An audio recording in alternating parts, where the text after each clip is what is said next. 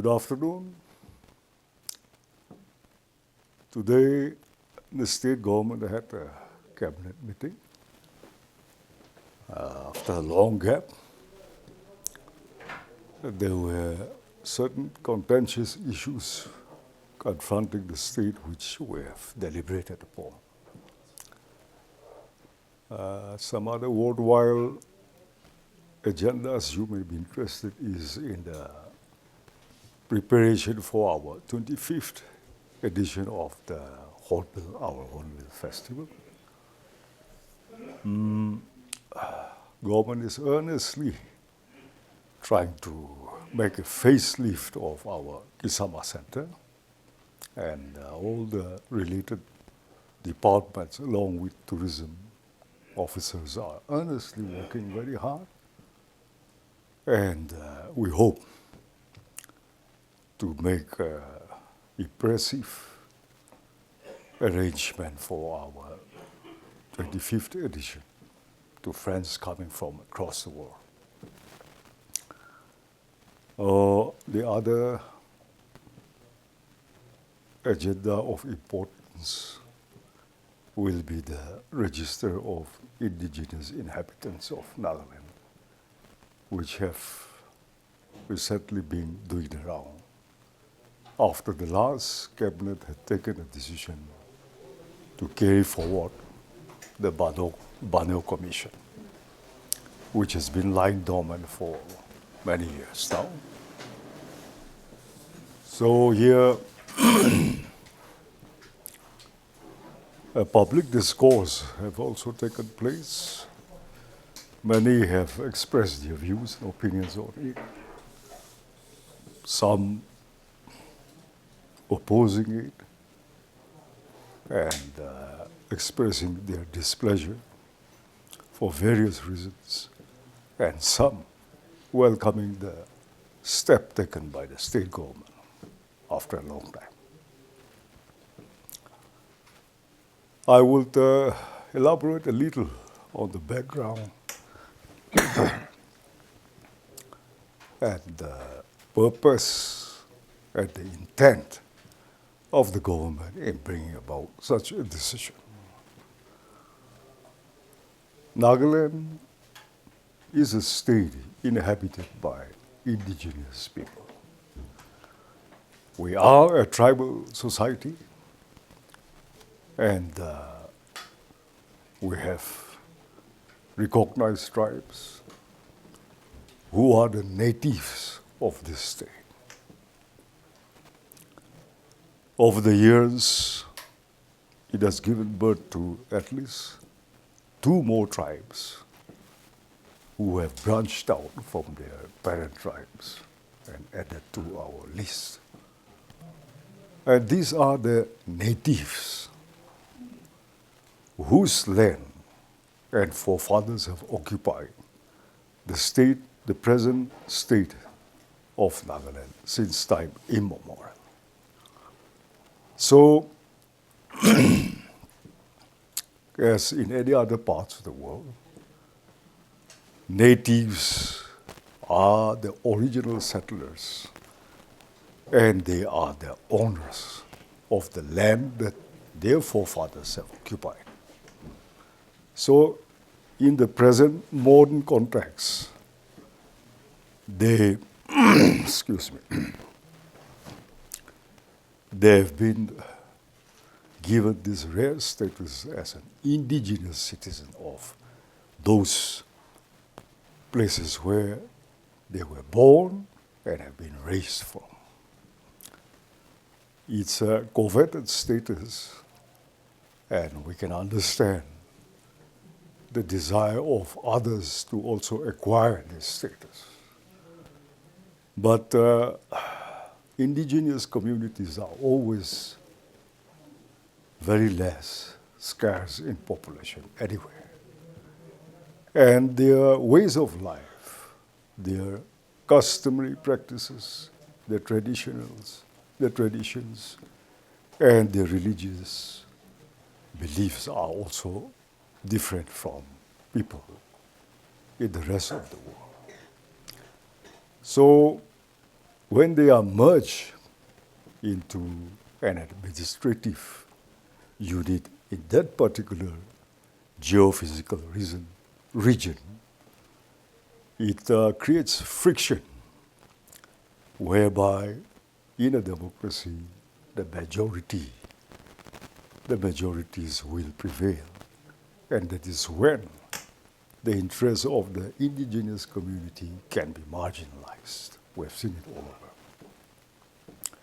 So for fear of such issues cropping up, certain policies and reservations are made exclusively for the indigenous community. In our case today, after the 16 points agreement was signed with the government of India in 1960, July 1960, we had an interim period of 3 years, from 60 to 63. Within this time, we have tried our best to also merge the Naga contiguous inhabited areas of our state into our state, recognized new state. So, record have it that we had integration committees also, who spearheaded the negotiation with the other Nagas from the then Naga Hills to Angsana area. So, after extensive deliberations, I think those who could not come in were of the view that they will remain where they were. That is in the state of Manipur, Naga inhabited areas, Assam, Arunachal also. So these are the contiguous Naga inhabited areas within the Union of India and not across the McMahon line in another country. At least within this, we wanted to live together and be integrated. But after their final decision, we relented, yielded to whatever they said, we agreed. And that is how the tribes, the Nagas outside of the state of Nagaland presently have, on their own volition and decision, have chosen to remain back in Manipur. As far as the present Tirap, Changlang and Longding in Arunachal Naga inhabited districts are concerned, negotiations with them to be a part of the state was started before the statehood also. We are told that communication was established in 1957, and in the 3-4 years of the Naga People's Conventions, summing up, drawing up an agreement with the government of India, they were very much invited to be a part of our new state.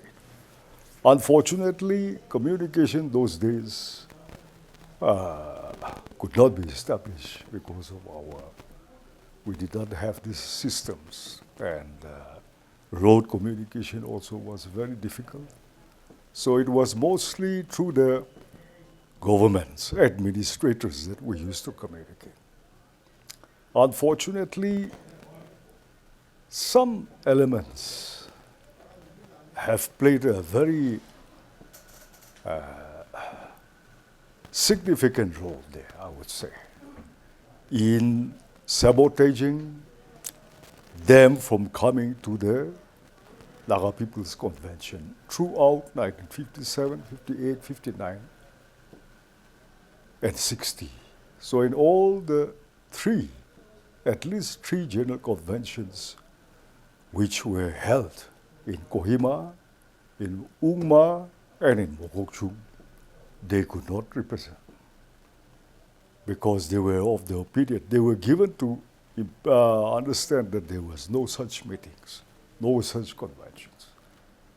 And I would be frank, it was the Intelligence Bureau, the IB, who had not wanted them to be a part of us. So deliberately, they had not informed them about these meetings. So they could not send their representatives. Now then, after the 16 points agreement was drafted out, our elders still kept a provision for integration of all Naga contiguous areas, as was our desire.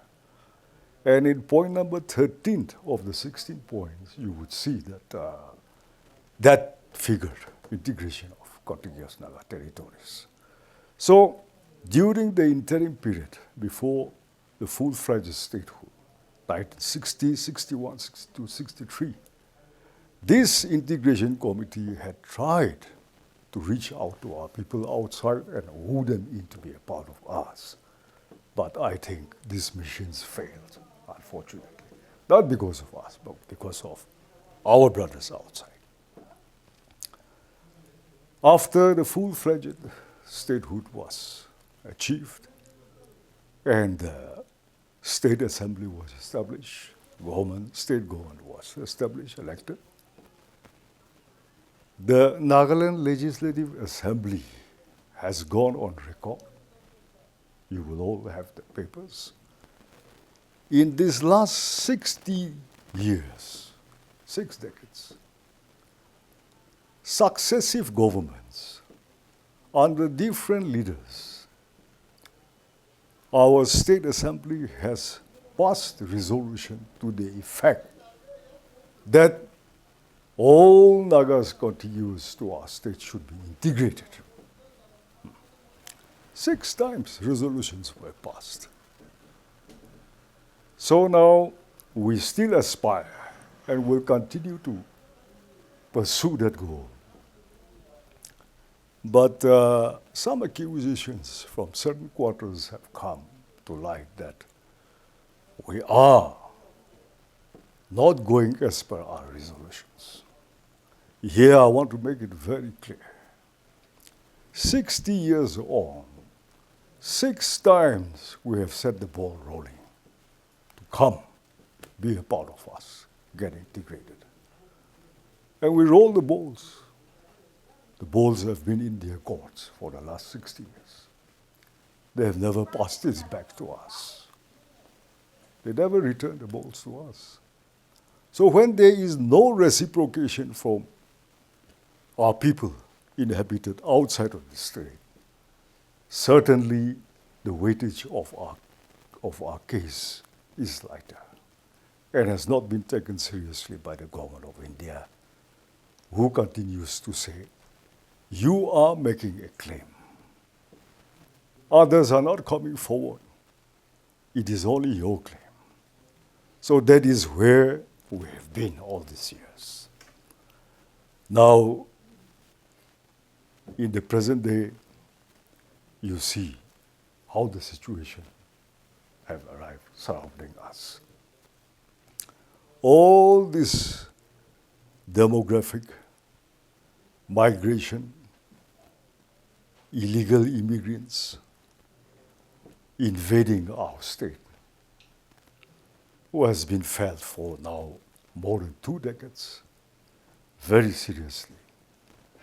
So this government, as well as the successive governments, have been trying to do something about checking the influx of these illegal immigrants, threatening our very existence and our interest in every way. And if we are not cautious and careful and does not take preventive measures, we will become strangers in our own land. India is a democracy. We are a democracy. Ultimately, if we are outnumbered, it will be a completely different story. So these are preventive measures where now, after so long, the government of India and the parliament have at last reinstated the 1873 Bengal Eastern Frontiers Regulation Act, which was there till the eve of India's independence during British India. But after they brought out a new constitution, they drafted a new constitution, the new country did not insert the 1873 Act, Bengal Eastern Frontier Regulation Act, and provide it to protect us. So it is after 7 decades that in 2019, December, a new section was added, and this Bengal Eastern Frontiers Regulation Act has been provided again for us. So it became a full-fledged law.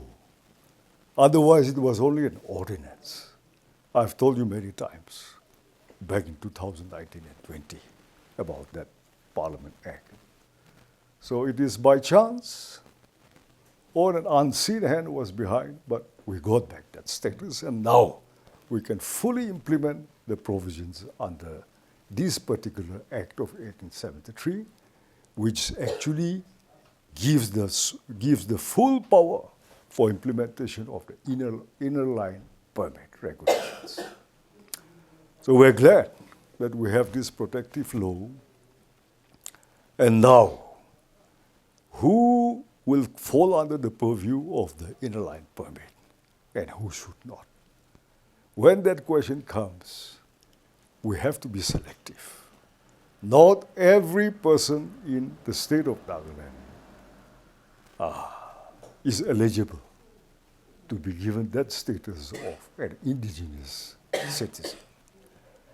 So the government have entrusted our former Chief Secretary, Mrs. Bano, and she and her team have worked very hard to bring out these rules and regulations of the Register of Indigenous Inhabitants of Nagaland. Here, the government have taken a long time to work out the provisions and how to go about implementing this new law. The recognized Naga indigenous citizens will not be affected of their status. And we have to be selective also among certain indigenous communities which we have generously conferred to them the four sub-tribes like Kukis, Mikirs, Garos, and Kacharis. Specifically, their names have been mentioned. We have seen in the press that they have reacted sharply to the extent of threatening the government for litigation and dragging us to court if their demands are not met. At the outset, I would say that this is very unbecoming of them. Had they been in another state, I don't know how those respective governments would have treated their case. But for us, we say they have been living with us, so we will have to define a date and a year, set a deadline, and that deadline will be used to identify who were the original settlers living in our state prior to 1963, 1st December, and those of the others who have just come after that date, after the 1st of December, 1963. So their contention is that all Kukis, Mikirs, Kacharis, and Garos, whoever comes should be conferred that status of being an indigenous citizen of this state.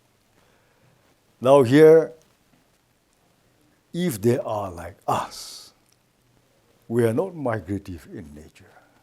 We are not nomadic by nature also. Wherever we settled, we are settled there for good, for life. But they have their kids and clans in other states. For example, like cookies. You'll find them in Manipur, in Assam maybe in Meghalaya also, and here in Nagaland also. Or say like, one example is Garos.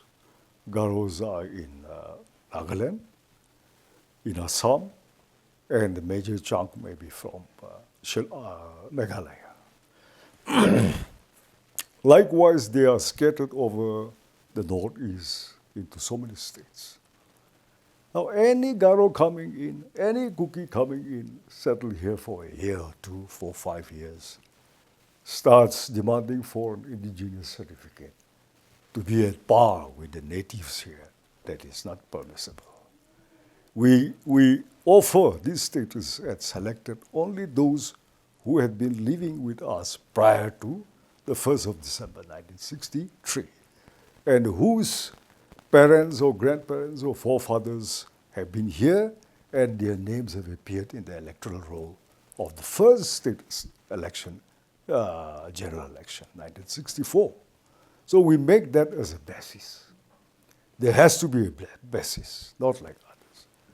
Now, I should say that they should have appreciated and be grateful for this decision that we have taken.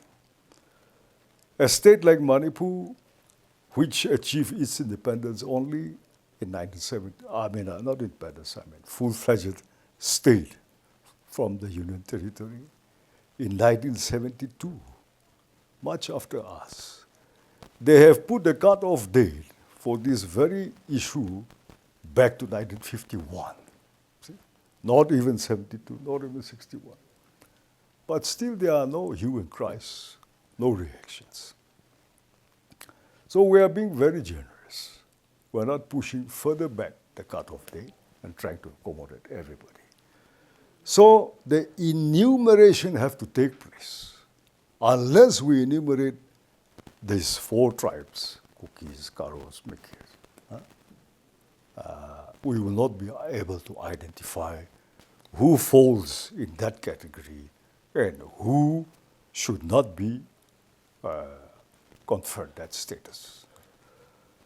Or here they need to understand that it is an opportunity that we have given them to be a part and parcel of this state forever.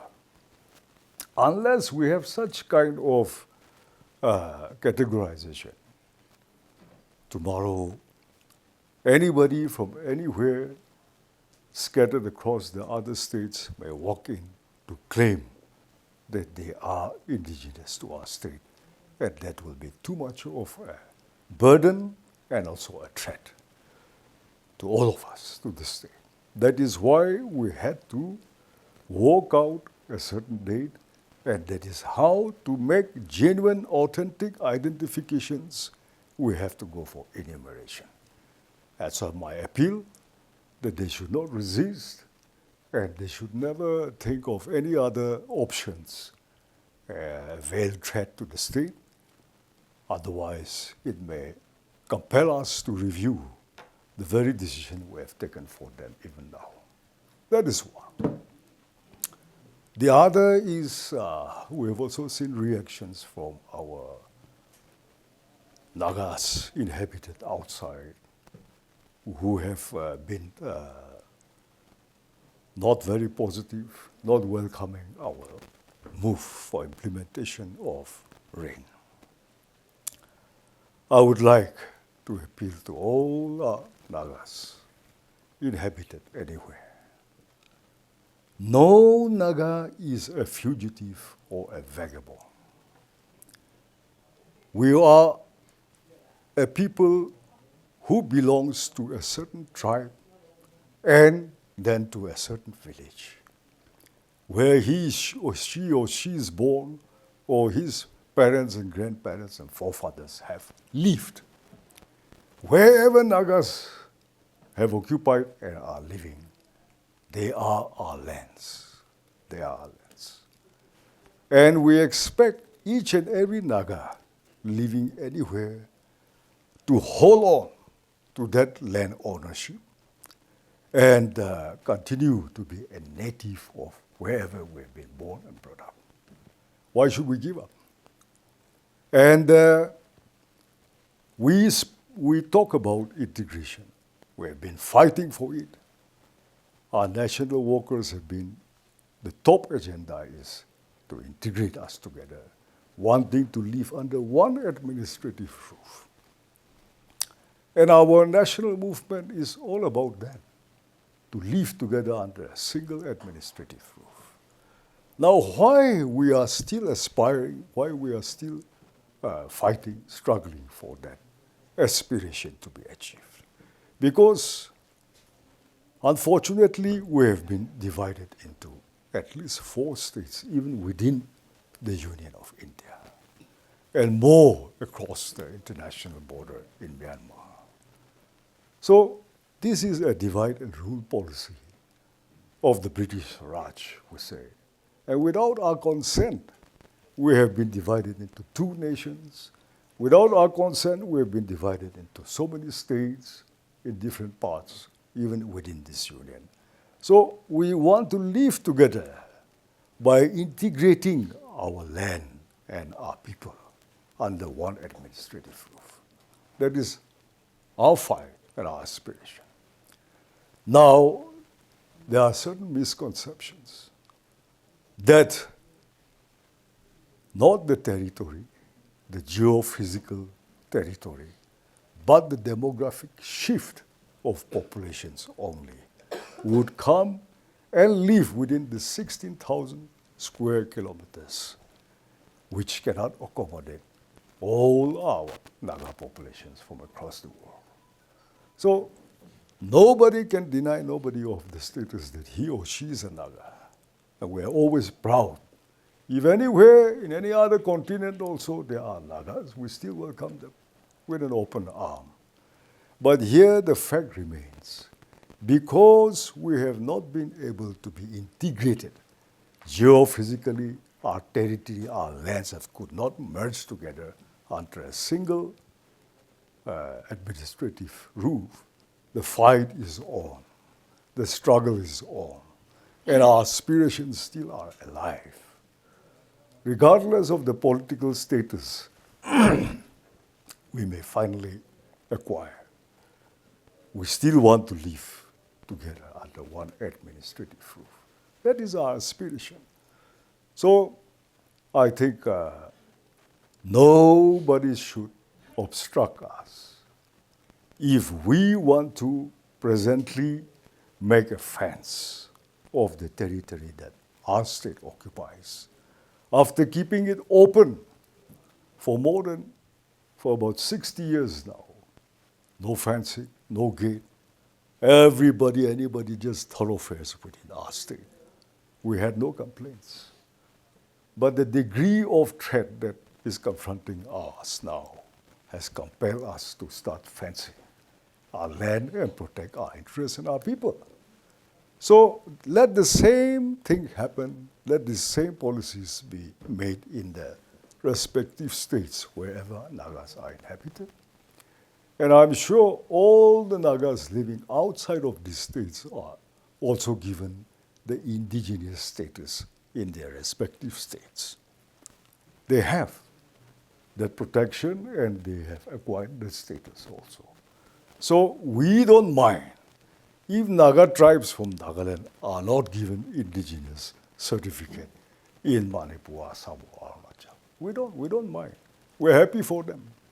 Just like that, today if we want to identify the citizens who are natives here and want to acquire, confer this indigenous status to them, I think no other Nagas should ever complain about it. And our aspiration and struggles will continue.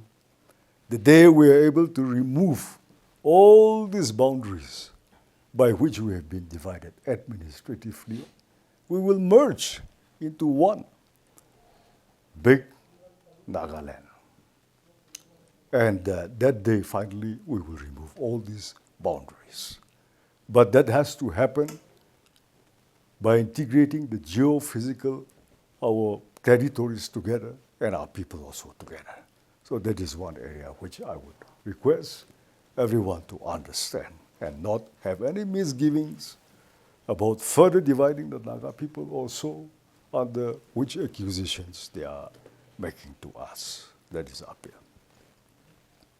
So that's about RIIN, and our government today, we have again discussed with the agencies that will be implementing to be cautious and make authentic surveys and expedite the process of this enumeration also and bring out the register as early as possible.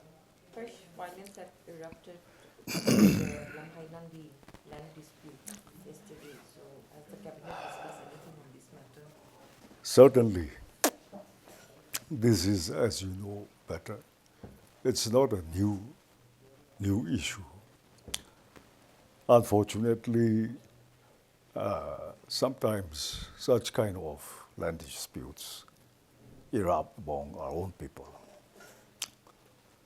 Here, government have tried our best to contain violence after that last incident where we have lost many precious lives. We don't want a repeat of that again. And the administration has been trying their best to do what is possible to prevent such things. Meantime, discussions are going on at various levels, and between the tribals also, administration also, and the court also, which will be ultimately settled. But there are always some elements who wants to create some law and order problem. So today we have directed the administration to immediately send the forces on the ground, which I think they have already done, and now things are under control. And the government will do its best to contain any violence here again. Those people have complained that government has not done anything since that they've been waiting since 2019. So is there any progress in any kind of discussion? Yeah, but you don't expect the government to take up cases as such on our own. What is our part is that we see that there are no further violence, and such matters, dispute of boundaries, ownership of land, is taken up at the judicial level. So judiciary in our state or in this country, you know, goes at snail's pace. It's very, very frustrating, waiting for the courts to pronounce their final judgment. And within which time a lot of other unwanted developments take place like this, which government is trying its best. We have our forces in the places where violence occurred last time, but it's a vast area, and we have shortfall of manpower. So 24/7 to keep on monitoring becomes quite difficult for our forces also. So in a very unexpected time, such things quickly happen, for which we are very sorry. But till now, there has been no loss of life, which we don't expect also. Government, maybe at the ministerial level, would try to have any kind of dialogue with the two parties? Just now, we have not gone to that extent, but we certainly want the two tribal hohos also to try and negotiate, and for which the administration will be the catalyst, should be the catalyst, and facilitate some kind of negotiations at their level. So you have said on the RIIN, you have said the implementing agency. Who are the implementing agency? For which one? RIIN. RIIN. From this incident, you have jumped there, so you call me puzzled. Yeah. It is the administration. because it is clearly written there that it would involve the village council, first at the lowest level. Then it comes up to the subdivisional administrative level. Then that is where, in the respective deputy commissioners' districts, the tribal councils will also be involved. Then after that only the respective deputy commissioners will forward to the government, to be specific, the commissioner, after authenticating and screening out only those genuine cases to be considered. So it will come up to the government's level. But implementation is going to be very tricky. So unlike those other years where a village council simply just certifies and hands out the indigenous certificate, recommends, or an extra assistant commissioner, or a subdivisional civil officer, or an additional deputy commissioner will no longer be able to, competent enough to certify. Only the deputy commissioners, and that too, they will forward it to the commissioner here. So it will be, everything will be centralized, and it's being planned out carefully. We have to be cautious. That is how it is. So with these indigenous minority tribes, they give a statement saying that they will not attend the district meetings, right? The district meetings also not cooperating in this sense. So how is this enumeration going about? I feel that would be a huge loss for them, because these are certain measures to restrict anybody from getting this status. Inline permit, RIIN, these are restrictions. It's a filtering process. So instead of facilitating people from acquiring that status, it is to restrict and scrutinize those applying for it. So it's the other way around here. We don't have to invite anybody. In fact, we have one too many. And so we're trying to screen out. So if anybody voluntarily refuses to come and prove his or her identity, then I think it's a wrong step, and that would be a huge loss for them. Because we are certainly going to have not only the cutoff year, but a last date of entertaining applications or the persons. So one should not behave like that. Regarding the minority communities, of course, besides the four, the notification also have stated about the Nepali and Gorkhas. But there also seems to be some kind of confusion, or maybe maybe the government is yet to bring out another statement or something like that, notification. Because in Kohima, it has mentioned only 1940, not 1963. So, why is that? That figured in today's cabinet also, yeah. But this is something internal to them, the Gorkhas and Nepalis. I see it like this, that they want to push back the cutoff date to 1940 because too many who were not in that group of the original settlers have come in from different states. So maybe they feel that the same status and facilities will be conferred to them if 63 is the cutoff year.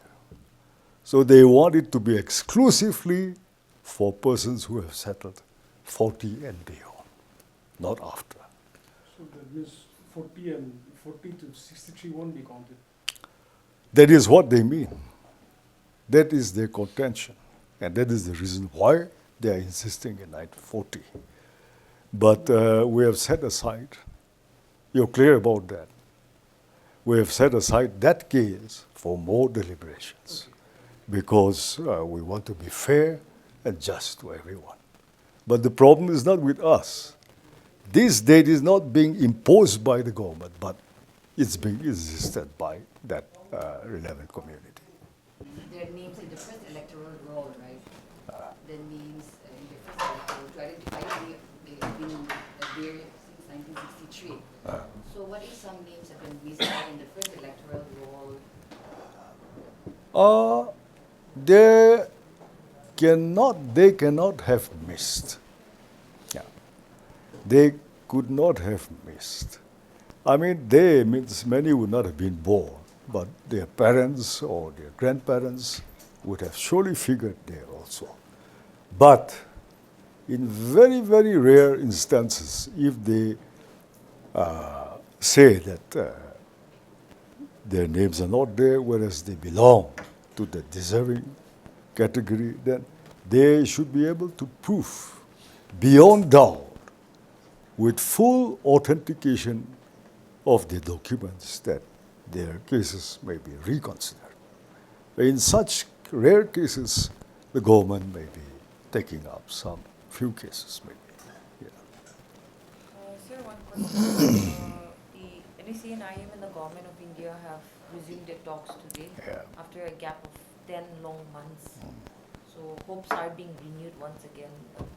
What are your comments? And also, do you think that it's high time for both the parties to come to a meeting point on the core issues? You would have seen after our last consultative meeting with everybody, so I would say. Unfortunately, we missed out the ex-parliamentary association and the senior citizens. Otherwise, everybody was almost covered. I told you after that we have recommended for an interlocutor. And that was when we have received many reactions from different corners. And I was away for a long time, and I kept shuttling between Delhi and Kohima, and we could not have a proper interaction again. Today, I want to take this opportunity to clear the air a little bit there. The crux, the core point of their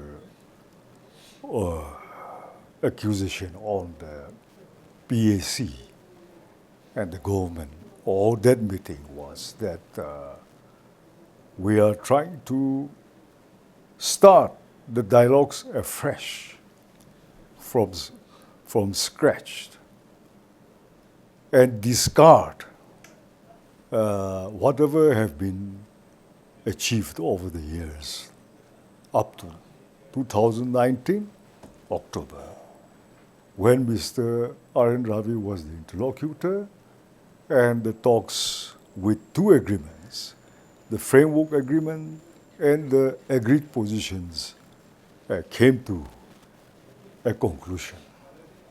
That is the stand of government of India. So we don't dispute that. We're not arguing. Neither do we have any such intentions to scrap whatever talks have been achieved or discard these agreements in any way. But the authors or the persons who have written against us or spoken against us in the media have leveled such charges that we are trying to sabotage and discard everything and start afresh our talks again, which will be endless again. So it's a delay tactic. It's a this and that, everything they called us. But some of them are very seasoned and experienced leaders of the highest stature also in our state. I would request them to carefully go through the events preceding our meeting and the documents available to everybody in public domain. The government's policy have been clearly spelled out on the 15th of August in our Independence Day speech. In black and white, you will see that in the sixth point, in the first page, 1, 2, 3, 4, sixth point, we have clearly mentioned that whatever we do to resume as facilitators, we will try our best to resume the talks. And whatever talks proceed from here on will be based on the framework agreement of 2015 and the agreed position of 2017 by NSC and IM and the NNPGs. So I think it needs no further elaboration when we have come out in print stating our intentions. And I've told you again also after that we want to let both submit their documents, their blueprints to the people, to the public. It should come to the public domain, whereby every citizen have access to those documents, will study it, and then put forward their views and their opinions. I know it's quite a job. It will be very, very tough, but ultimately try to reach a broad consensus by studying and bringing in both their points and making it into a single document for the roadmap that will be achievable in the shortest of time for the greater good of our people. That is what we have stated. So maybe I could not elaborate myself enough or clearly, so there were some misgivings, but today I want to clear the air that there is no such new document that we are trying to arrive at. And another thing is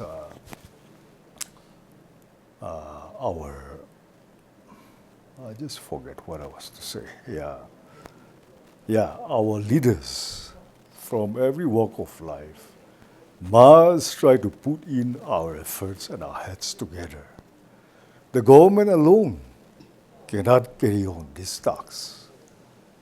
It's a Herculean task, and we find ourselves so insufficient of carrying out this. So we want to involve every man, every person from everywhere to contribute their best thoughts, and then let us move forward in search of this very, very elusive settlement that we are at, which will be good for all of us.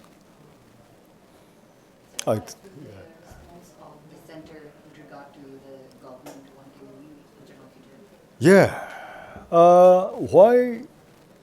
Why we have mentioned that particular interlocutor?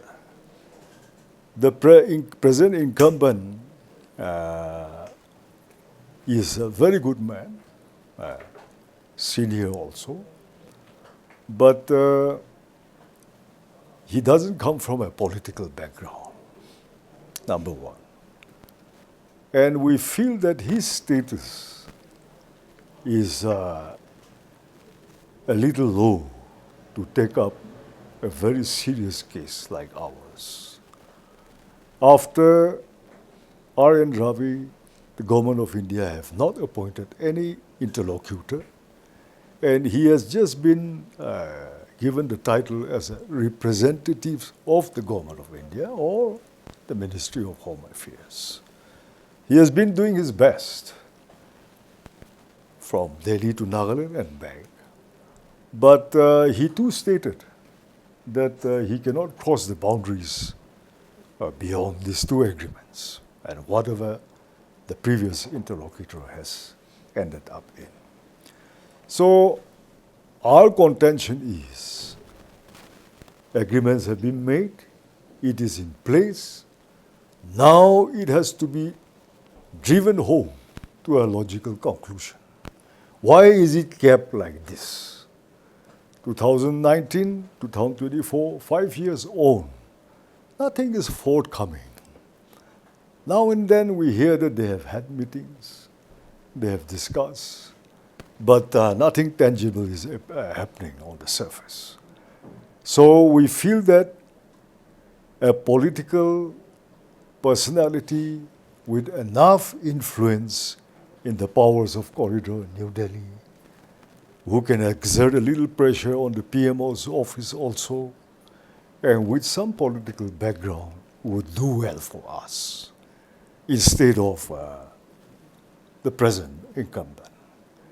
So, because it needs a push, it needs some kind of influence for a person to take forward such a serious matter like this, which we feel will be executed efficiently and in time only if a man of a higher stature and status comes as an interlocutor. That is our intention, and not to start the talks afresh again. So it is my appeal, my request that there should not be any misconceptions, misgivings about our move. Rather, we look forward to the support from every corner. Any response from the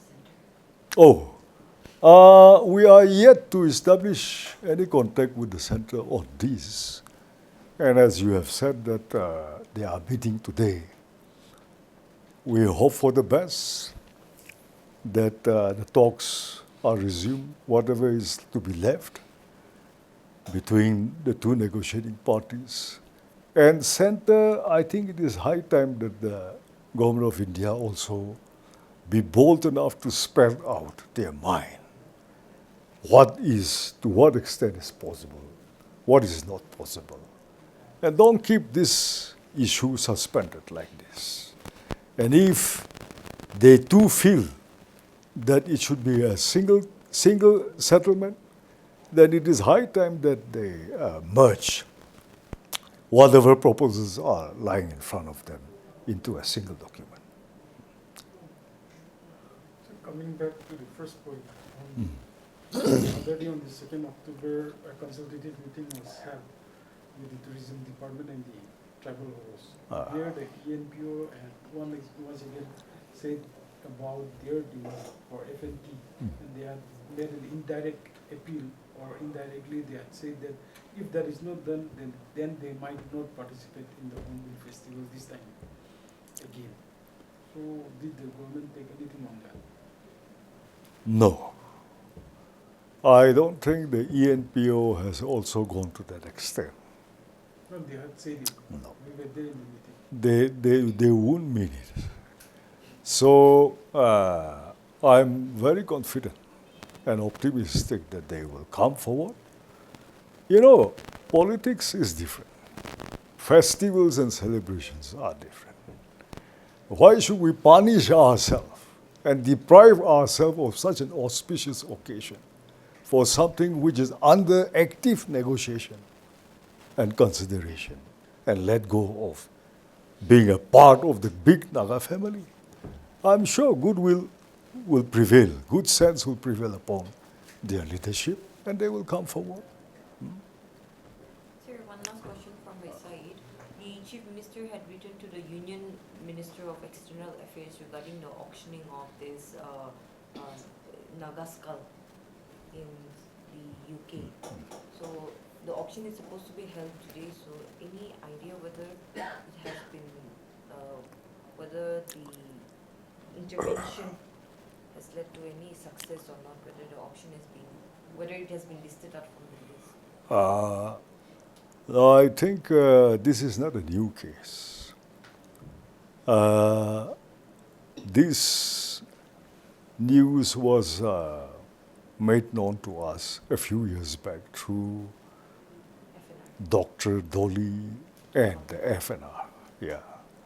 So ever since then, the respective tribes have been taking part in how to transport these things back and give it to the owners. Meantime, suddenly this issue came up, for which our Chief Minister was quick, and he has reacted very sharply, and have lodged his displeasure at the fact that these things are being carried out in some parts of the world, which should not be. So I think the people behind all this have been contacted, and the move now has been reversed. Though this did not figure in the cabinet, this is my whatever source I have. So it has been taken out from the auction list. It's already, Sir, it should the- be. Yeah, yeah. Sir, the FNR has been acting as a facilitator to bring back the remains of the Naga artifacts in the UK, especially in the Peak Rivers Museum. Yeah. Don't you think that the government, how much can the FNR also do with regard to this? Don't you think that the government, state government, should also rock in and act like a facilitator to this, which may give more, pressure? FNR is working very closely with the government on the political issues also ever since its inception. And till today, we work with full understanding. So I'm sure our government will extend whatever help, assistance is required in this matter. In any case, this is not a contraband or an illegal substance which others may have a different channel. It is very much a property of our state and our people, so it will come into the in the right way, where the state government's permission and involvement will be there from day one. We are very much there.